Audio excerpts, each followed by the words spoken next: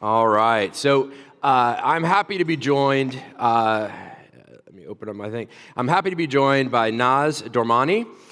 She is remote with us today as well. And Naz, I'm so happy that you're able to be here with us today. And I know we've got a lot of really great things to talk about. And so welcome to the virtual stage.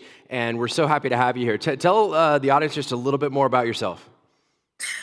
Thank you so much, Sean. And I do apologize for not being able to be there in person today. I'm missing you all, and feel free to reach out if you have questions at any time. So, a little bit about my background. I've been in the organizational development space for about 20 years now. I have a specialization, both master's and PhD in organizational psychology. I've worked in public and private sector organizations across various industries, so government, UN, retail, automotive, manufacturing, nearly all sectors, across leadership diagnostics, development, transformation work, and ultimately just fascinated by the study of human behavior in the workplace and across different leadership layers, as well as doing intervention work when things aren't going so well and getting them back on track. So I've spent about good portion of my career also assessing leaders, probably over 1,000 leaders, and triple the amount of hours in coaching and assessments and debriefs. So I've really studied how behaviors get wired in the workplace and how personality and motivation and all sort of factors contribute to that. And obviously, our landscape in the workplace is changing quite a bit. So look forward to getting into that with you today, Sean. Absolutely. Well, let's start with that. So, workforce transformation, and that delivers, right? That's kind of the title of this. So, but what does workforce transformation mean in today's day and age? Because it is very different. It's changing as we speak, literally. Yeah, so there's obviously, from a systems standpoint, it always helps to look at things from a systems perspective, or if you want to look at an organization as a machine and an organism, you're going to have a lot of external factors that may or may not be permeable to the system, whether it's geopolitical factors, societal, technological, economic, and how that influences various businesses. And again, industries will be affected distinctly based on that. And then there's going to be the internal components, right? How are your reward systems set up, your systems, your processes, the leadership level of experience and exposure that they've had to manage and navigate across various landscapes. There's always an element of how effectively we can, especially nowadays, how quickly we can pivot and adapt to the changes that are affecting the system and how we want to influence the external space as well, especially if you're in a public sector organization and you've got, you're on the NASDAQ or you're on the TSX, you're going to be governed in a different way than privately owned companies as well. And transformation work is not, it's not a program. It's really aligning the structures, the rules, the routines, the incentives, the workflows, so that folks, the potential of your people can be unlocked, and you're able to deliver the best service to your client base. Yeah, absolutely. And that transformation again, it's being, it's occurring because of technology, but it's also occurring because of human changes that are going on as well. But talking about that elephant, it may surprise you, Naz. We haven't talked about AI at all these last two Really? days. No, that's Wow. almost all we've Now talked you're being about. So, sarcastic. but I'm as we trained talk, not to think, make assumptions, so I'm just like, yeah, oh, really? Tell me more. absolutely. No, but so I mean, AI is impacting it, but and we talked Mhm. a little bit about obviously the technology and the data and all that. Just talk about the workforce impacts, to what AI is doing these days that we need to really be focused very clearly on from that perspective. Yeah, I mean, on the org effectiveness side, and even from change management standpoint, I always, in speaking with executives and boards, like we have to call a spade. And I think to all the people leaders in the room as well, AI is going to affect the workforce, period. That is a fact. It's just a matter of timing and how. There are elements that are going to be a lot easier, to as far as affecting the workforce and replacements of roles. And I know there's a lot of fear and angst around that. but understanding the capabilities and the strengths in your talent pool really deeply. Our organization is going through massive job architecture right now and understanding the structures, how we can find efficiencies, where the talent pools exist, how we can really elevate the current employee base we have and unlock their strengths and enable them, elevate them to do more complex work, because the easiest tasks are obviously going to be replaced probably within the next 5 to 10 years. And we can already see it in massive, large organizations, whether it's Accenture or Amazon or Tesla, like it's already starting to happen. The sort of human components that are automatic can be replaced faster. The elements that require learning in real time and an element of human judgment will take longer. And then anything that involves the physical space, obviously with regulations, and I'm not a machine learning expert, but the complexities that may take 20 years to really be implemented in the workforce. But we're in through the job architecture work we're doing, we're really going to look at our coordinator level roles and the baseline. And we don't want to displace our employees. And I think the communication around that and how we want to elevate, the folks we have in different roles and look at it from a career mobility standpoint, make sure that they are equipped with the right training. And maybe we're starting to train the robots. We're starting to train the systems to do some of the work that we don't want to do that's really redundant, right? And it's taking up a lot of our space when we could be influencing and helping the organization progress in other ways. So leaders, the bottom line for me is leadership really needs to know their workforce. We really need to understand our talent and your people and what their strengths are, so that we're able to scale and redesign it intelligently, and we're not just reacting to the technology happening to us. We're actually playing a part in how we want to influence the change forward. Yeah, I mean, I think the reality is, and we all kind of have to just admit this, is no one thing is true when it comes to how the workforce is going to be impacted by AI. Yeah, Because you can't say that, oh, we're not going to replace jobs, we're just going to enhance them.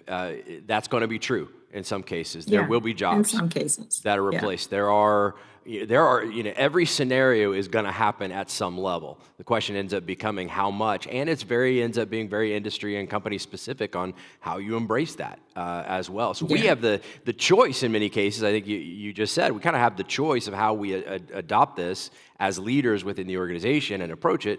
But there is an honesty. We just don't know yet. Yeah. Yeah. No, that's for sure. And I think how we choose to engage our teams and be transparent and communicate how these changes may or may not affect them, like have the conversations, right? It's better to surface what people's anxieties and concerns are. And you're collecting data, you're collecting context, you're collecting insights from your employees, which can inform how we transform and how we change our workforce going forward. But again, the one thing I would continue to come back to is to prevent your staff from feeling like it's happening to them. I mean, you've got loyalty, you've got brand, you've got PR elements. You don't want them to wake up and look at Instagram and it's like, oh, Bell Canada or whoever, not to call any company out, but is like cutting X amount of jobs, and it's the first time you've heard about it and you're an employee in that organization, right? But if every leader is openly having those conversations and people feel like they can be part of the change, or at least start to think about how they can develop the right skill set for the future, we're all going to be in this transition period Yeah. and figuring that out. Yeah. Absolutely. Well, and you kind of talk about you talk about engaging with the team and really understanding that. And the key is you've got to know your team. I think you even brought that up when Yeah. we were prepping. It's like, do you know your team was the question that you asked. Yeah. So what does that look like now from that perspective? I mean, as people leaders, knowing our team, what does that mean today maybe that it didn't previously? Yeah, I mean, I think a lot of folks are guilty, myself included, of especially if you're in a performance-based culture and everything is metricated and it's like you just have to deliver outcomes and results, and then you're reporting every quarter and, all sorts of pressures and that sort. But to hold space to really understand who your team members are, what they're motivated by, I can't tell you how many coordinators or specialists, frontline folks that I've had conversations with just out of curiosity and taking the time, and who've been so appreciative in the long run in understanding what they're motivated by, what their career aspirations are.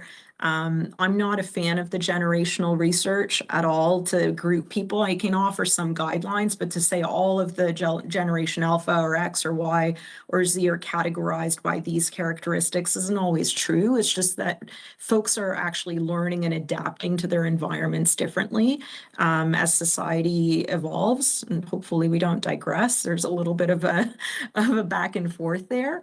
But if we just take the time to understand, like we've had specialists on our team who had completely different roles, and then we find out they have these hidden talents to do like graphic design work, but they were in an HR system before, and then they can shift over and do really cool content on the marketing team or on the learning team. And then we've got folks who don't want to do learning, but who'd be great at managing, like systems transformation stuff on the IT side. There may not be a space for them on HR systems, but there may be on Salesforce. So it's understanding what people actually want to do and trying to see where in the organization they can fit. And we've had so many great career mobility stories internally before we look external, because it's so hard to find good talent and folks who want to show up and do good work. So I'd just say, look in your backyard first, get to know your people, see what you can do with your existing pool. So long as folks have a growth mindset and they're open to evolving and learning, we've had good experiences. But if they're really fixed and resistant and they're not adaptable, it's going to be hard to survive where we're at as far as workforce transformations go. I mean, and that's so true. I mean, because I have three sons. They're all within 3 years of each other, and all three of them couldn't be any more different, even though they're all, Gen Z. And so we can't bucket people Right. too much in that. So let's get back to more to the And the other thing, Sean, Yeah. I might just mention too, there's also extensions to our teams. I mean, we're also looking at creative solutions where we can or can't find talent. And I'm sure many of you might have outsourced teams to from different countries as well, right? Who are supporting you to scale solutions, whether it's in the Philippines or India and so forth. And then we have to look through, all the data protection, confidentiality breaches, et cetera, as soon as you get into the intercontinental spaces. But there's still an extension of your team. And I've worked in global organizations where, someone's in Jakarta, someone's in Colombia, someone's in the Philippines and so forth. And then you're coming together to solve problems for the business regardless. So that's something else that we probably want to look at. But is there a way, as we're thinking about the AI and the replacement of jobs, where some of those costs can be minimized? Maybe, right? Yeah. Yeah. So getting back into kind of the organization at a more macro scale and the transformation that we're looking to accomplish here as well. So I've got kind of a chicken and egg question, right? Which comes first? So you think about, structure and rules or routines and workflows. I mean, when you look at and would advise leaders to really make transformation real, where do you say they should start? So there's sort of the current state, and then there's your aspirational state. And if you look at your current structures and what that looks like, oftentimes it'll just emerge what is and isn't working. So like we have certain leaders who have 5 departments reporting into them, and that may not make sense to have those 5 departments reporting into like your chief legal officer, right? There may be a couple of departments that actually are strategies that need to exist within your people function. You've got systems living in HR and in IT. What does that look like? You may have a PMO running project management, but change management is sitting in IT. So I would say the first step is just assess and diagnose your current landscape. And that's the work we do with senior leaders, especially as you're revisiting the job architecture and you're looking at the bones, like the skeleton of your organism, and are they in the right place? You don't want like a knee that's displaced as an elbow, right? Yeah. Like you really want to make sure that it works, because your processes are actually the arteries that are going to flow, that are going to actually create the efficiencies in communications and optimize the workflows to offer the best customer service, or in our case, the best patient experiences and care for our dental practices. So there's that diagnostic. But then in parallel to that, you also want to look towards the future and what the aspiration of where the organization is and where it needs to go, and determine what that ideal state looks like. Right. So if you remove the names, if you remove the personalities and, who's actually in those roles today, what does the structure look like from an agnostic standpoint? Like 5 years, 10 years down the road, when you're thinking about efficiencies, the effectiveness, the service quality standards, the reporting structures, and then you can start to build towards that. Right. And then it'll also give you insights on what changes you need to make in your current state to get to the future state. Yeah, and I would Sounds also. easier than it is. Oh, And right, maybe it doesn't absolutely. sound that easy. Absolutely. Well, and I would say there's also probably risk here that I've was working with a company and literally every 6 months they were reorganizing themselves. Oh, I mean, yeah. there's also, we got to watch out. Aspiration, you use that word. You got to make sure there's a target within that aspiration, that it's not always a moving anchor target. yourself in that. Yeah. The Yeah. aspiration should really be a longer term view. It's not something that you're iteratively, continuously shifting every 3 months, because I would question how reactive that organization was and how deep of a dive they made in the first place as far as their current state goes Yeah, and where the absolutely. opportunities were. Yeah. Well, so let's get a little more specific to Dentalcorp. And so I know you use the term, kind of a real example of resetting a call center and rebuilding it. So what did you learn about that? Take us through that a little bit deeper. Yeah, there were a lot of breakdowns, I think, particularly that we have a pre-COVID and post-COVID phase, right? So a lot of folks in that call center were also working remote post-COVID, and it was creating some disjointedness between and creating a seamless experience for the patients, or the referral basis was obviously at a dental clinic. And it was just offering a lot of inefficiencies. So the workshop we held to really solution around this is walk through every phase of that process. We actually called our own call center and we went through the different call options, how long it took to get an answer. A lot of the options didn't even make sense, or they were duplicated. They were being sent to an automated service on referrals when they needed to talk to a nurse, or in emergency cases. In other cases, a human would pick up, but really that part could have been automated. So it's worth revisiting all of that and then mapping it out through a design thinking exercise with the folks who are actually involved, both on the leadership and on the front lines, in what great could look like. And they have all the answers, like your frontline teams, and including you guys, from all the complaints and feedback you're going to receive from your teams, will know where the opportunities are and where those breakpoints are. So we just mapped out the entire full process workflow, and where those touch points were, where it was broken, where it could improve. Humans are always going to inform what the human experience needs to be. Robots aren't going to be able to do that for us. And robots are also, AI is dependent on the information you feed it. And we are changing in real time. So it's going to be reliant on past information. And you want to continue revisiting that, because you're going to have more and more complex problems to solve 3 months later, 6 months later. So I actually think that, we're never going to lose the essence of humans creating the human experience. But if we miss the boat and we rely on automation, there are going to be breakdowns, as there were in our call center. And when we reviewed it and improved it, we also decided that we wanted to bring everybody back on site.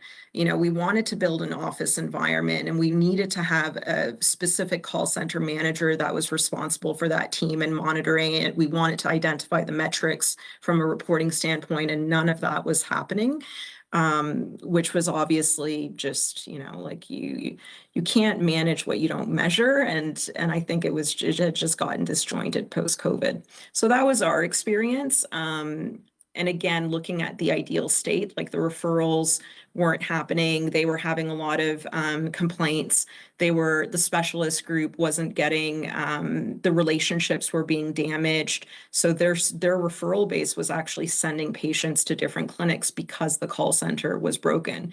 And this is at 3 different oral surgery clinics in Canada were the largest. And as you can imagine, they're making millions of dollars a month. And you could see the drop in their production occurring because the call center was broken. So it's also just appreciating the impact and the quality of service that's required to drive your bottom line. Yeah, we talked earlier today about heroics. In a lot of cases, contact centers are a great example of a lot of heroics save customers. But we got to understand too that is working against a system, that can do that. So that's a great addition. So we're gonna have time for questions. So be thinking about the questions you want to ask. But I've got one more kind of for you. So when we think about, and you used the term earlier, don't let transformation be done to people. So Yeah. when you think about the leadership role in that, talk a little bit about that. Yeah, I mean, leaders have a choice to make too. We're also employees in the system. So is it going to be done to you, or are you going to take part in the change? If you resist it, you're going to miss the boat and the opportunity to engage your team and be part of the transformation. So I think the first choice we have to make is to just accept like this is happening, to question and reflect on what role do I want to play in this? What do I need to learn? What do I know? What don't I know about AI and how it's going to affect our organization? We're all learning through that. And again, in every industry and sector, it's going to be slightly different, right? Based on the regulatory bodies, based on the customer base, based on the supply chains, et cetera. And then we want to avoid like a mass, my professional opinion anyway, is just to avoid a broad memo approach of like the communications just coming down, 20% of our job force is being cut, and none of the conversations have happened in the back end. So if every leader leads with some level of curiosity and is asking the right questions and is wanting to be part of the change, then you can influence the right decisions being made. You can actually help inform how the decisions are made and what areas and why, so that there's some integrity in taking care of our people. There's some integrity in the transparency and the proactiveness through which we want to actually plan and implement the change. And we can prevent, anticipate, or manage those changes effectively. This whole thing is a leadership opportunity from my perspective, and bringing others along, right? And just making sure that we're able to build the buy-in into the system. And then when the reality happens, I constantly hear from leaders or execs like, we have to do more with less. Great, but the response can't be just denial or a shortcut around that. I mean, we're dealing with people's careers, so just being really intentional with what that looks like, and we're always going to need a human component to it. So I would hate to miss the opportunity to be human as we go through this automation shift in our workforce landscape. Yeah, absolutely. So I'd like to open it up for Yeah. questions. Who's got some questions for Naz?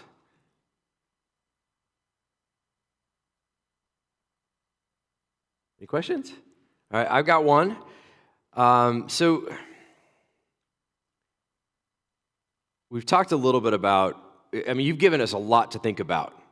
Let's narrow it down, one starting move. What's the first thing that this room needs to take with them and say, this is where you start if you're going to endeavor into this opportunity? Does your organization and leadership team have a strategy for AI? Are there policies in place currently on how and what the approach is to the AI impact and how and what needs to transform internally within your company? And then you can start probing on what and where and how. But if we're not clear and aligned on what that strategy looks like, then at least you're asking the right questions, and hopefully folks are open to it. And then you can determine what role you want to play in that. If they are thinking about it, then I'd be curious in understanding the diagnostics again of like, what is the current state, what will be impacted, and how can you inform or play a part in the changes that may be made. For our team, I lead a department on leadership learning and org development here at Dental Corp. and owning the learning strategy for the organization, I know this is going to come around the corner. I know it's going to happen to us. There's also an org development diagnostic piece that I'm waiting to inherit. And then there's the job architecture piece. So I already know and I can anticipate that we're going to have to build a learning series around AI, but I can't build a learning series and modules and microlearns around what that looks like until I understand the strategy.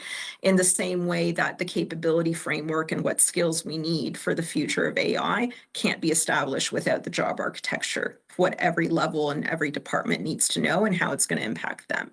So there's a whole analysis piece and what that means for your departments and your teams.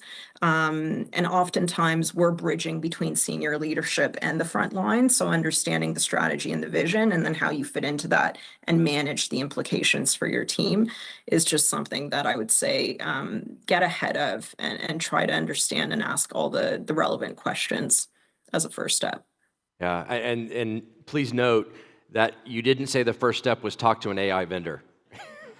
No, sorry to all the vendors out exactly. there. Well, Yeah, but I want to Align follow with up. your leadership team. Yeah, exactly. Well, I want to follow up a little bit on that because you said have an AI strategy, but I want to poke at that just a little bit. If Yeah. you say strategy, that word seems like fully baked. I know exactly what I'm going to do, but I don't think that's really fully necessarily what we mean. It's like purpose and direction is And maybe, even policy, like yeah. what's your policy on Chat GPT? Like just start there and how it's used. Like just, yeah, it's a fair point, Sean. Like start with just the basics of how do we use AI? Are we going to invest $6,000 in having all of the AI search components on our HRIS? Like how much do we want to invest where we can to facilitate the employee experience or the user experience? And where is that going to affect cybersecurity and confidentiality and data breaches on the IT side? Because once we understand the parameters through which we're working at, and again, it will vary by industry, then at least we can start building towards how it'll affect our workplace Absolutely. and our workforce. Yeah. Yeah. One last chance. Any questions for Naz? Oh, one over here to my left. Thank you. My question is around anxiety of employees, and you talked about being thorough in your messaging and being transparent, but do you find that helps build or alleviate the anxiety that employees may have surrounding AI and its implementation in an organization? Yeah, it's a really great question. I think there's two sides of that same coin as an answer. One is the transparency once we understand where the organization is headed, and do we even have that information, and what is the comms plan as part of that change management? What can you share as a leader? What is TBD? And then on the flip side, and this is the part where you don't need to wait, in my opinion, is asking your employees, are they curious about AI? Like I know who on my team is going to all of the different seminars, is reading all the articles, is trying to stay ahead of it. And I also have a sense on my team, as well as the organization, of who's just, like in panic mode and is fearing for their job security. So asking your teams how they're feeling about it. Are they aware of the trends? Having lunch and learn sessions if you can, if there's different conferences on how it's going to impact your workforce as far as like your workflows, automation, the vendors will have insights around that. But one-on-one, just trying to identify if your people are on board or if they have anxiety is the first step. If they have anxiety, I would start probing them on exactly what, but also leaning in on what are some of the other talent skills that they might have, or how can we upskill them? Maybe your learning department, again, our team is going to build out a learning curriculum to really make sure that folks are well versed in that area. And then again, with your HR team and with your leadership team, understanding which layer of the organization may be impacted so that as leaders, you're able to adapt and prepare them as the company sees fit. But it's a really fair question. Yeah. And I think that's the key there too, is you talked about it individually, because a broad message gets you started, but you really do have to engage at that level. So help me thank Naz for joining us and having some great session. Thanks, everybody. Take care. Awesome.